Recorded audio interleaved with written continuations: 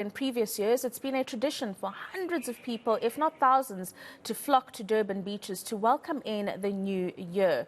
Now, with traces of E. coli due to the breakdown of infrastructure following the April floods that happened earlier in 2022, many people have been unable to enjoy those particular beaches because of the dangers that may persist there.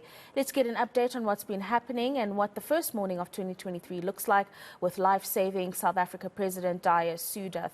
Thank you very much for joining us via telephone. Dhaya, if you can hear me, and I just wanted you to maybe give us a broad sense of your assessment of the situation in terms of the volumes of people on the beaches based on the struggles that the province has had with infrastructure impacting the health levels of the oceans in Durban. A very good morning to you and a happy new year to your crew as well as your viewers. Yes, the beaches have been fairly quiet. I'm not too sure whether it has been the impact of the problems that city has on the beaches. It could also be difficult economic times. A lot of people have struggled to get out on holiday. But I'm at a beach here, Manson-Toti. Unfortunately, we don't have the visuals. The crowds are coming in. It's quite a popular beach, and it usually gets crowded. And one expects by the end of the day, it'll see a fairly large crowd. Mm-hmm.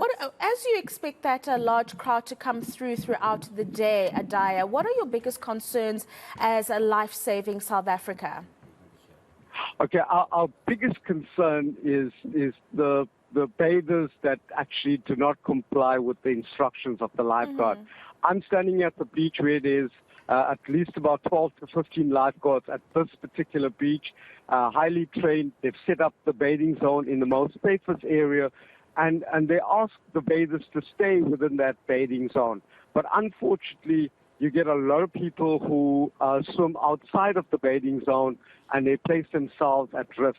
So our plea is always for bathers to listen to the lifeguards, to only swim where the lifeguards are on duty, and certainly not to swim under the influence of alcohol. Yeah, that is a big problem, swimming under the influence of alcohol. And should someone find themselves not obeying simple rules like you've just mentioned, how do they then identify a lifeguard to save themselves or someone who may be in a situation where they could be drowning and need assistance? Sorry, I didn't get the last bit, but I think the lifeguards certainly are trained to observe what's happening with the bathers in the water. And, life-saving is all about prevention. I've just seen an incident now where the lifeguards have gone to speak to bathers, especially where there's lots of children involved, to not be drinking out in public. The law enforcement guys are here as well to prevent them. But, in the water itself, unfortunately, with large crowds, the surveillance cannot cover each and every single person. But that is why if with the lifeguards controlling the crowds in particular bathing zones, they are able to at least perform a level of, provide a level of surveillance and checks on the bathers. Dhaya, based on your engagements with provincial leadership or municipal leadership in the province across the different beaches, are there any beaches that South Africans or any other beachgoer are avoiding because of that E. coli issue, or have you found largely that most of the beaches are open for holidaymakers to enjoy? Well, we certainly know that most of the beaches are open for them to enjoy, but I can't really comment on the numbers of people. Some of them obviously with the news of the E. coli levels in the water and the perceptions about the unhealthy state of the ocean. As I said, some of them could be because of the tough economic times. Probably the hotel group should be able to indicate, what their bookings have been like. But we've been at the beach. There's lots of people in the water. The surfers have been out, every day, every morning. By all accounts, there hasn't been any incidents of, well, certainly the surfers that I know, getting affected by the levels of E. coli in the water. But yeah, I'm sure that the news reports have had some impact on keeping bathers away. Yeah. So, Dhaya, I don't know if you've seen in Johannesburg over the last few weeks, we've had, unfortunately, a few drownings in the eNCA River because of the flooding and baptisms that have happened by different churches. And in Durban, there is a similar situation where there are some congregants that conduct baptisms at some of the Durban beaches. Have you found this happening this season? And have there been any drownings that have occurred that you are aware of? Or if not, what have been some of the preventative measures that you have put in place?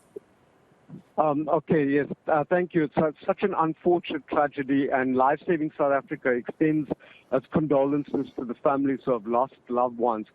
Yes, there seems to have been a spate of drownings, particularly with faith-based organizations performing baptism. As you mentioned, the eNCA River incident. In Inanda, we've had 2 earlier in the month, and then this unfortunate tragedy in Soweto.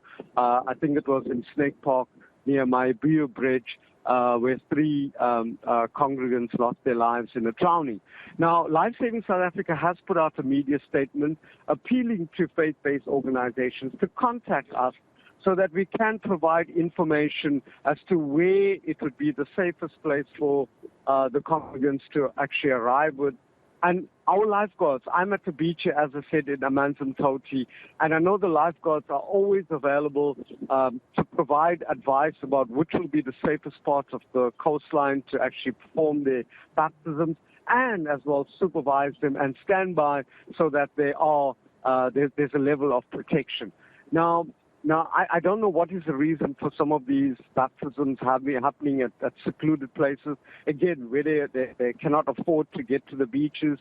But we appeal to the leadership in faith-based organizations to please contact Lifesaving South Africa, or contact a pool supervisor or a beach manager or the ward councillor, so that the necessary information can be provided and the lifeguards can be made available to provide the safest possible place where they can actually perform these baptisms in and around water.